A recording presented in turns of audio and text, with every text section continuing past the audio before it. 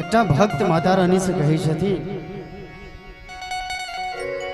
तोरा सन के मैं रही तो नूर बहाबी के मैं नूर हूँ बहाबी ई दुख ककरा सुनाबी ई दुख ककरा सुनाबी सुख सपनों न पेबी ई दुख ककरा सुनाबी सुख सपनों न पाबी ई दुख ककरा सुनाबी तोरा सन के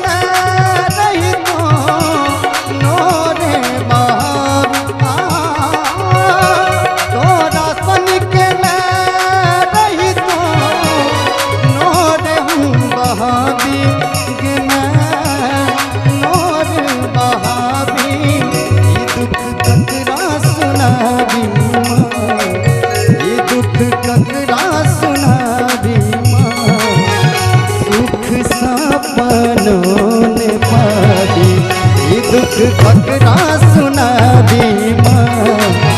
सुख सपनों न पाबी ई दुख ककरा सुनाबी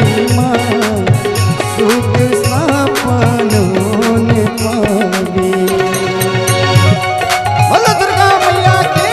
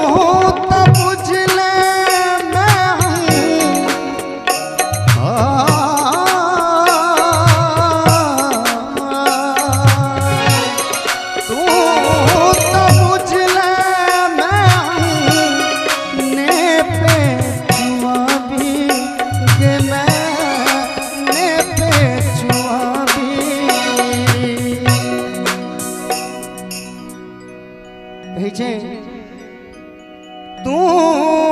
तो बुझ ले मैं तू तो बुझ ले मैं ने पे चुआ भी ने पे चुआ भी दैयो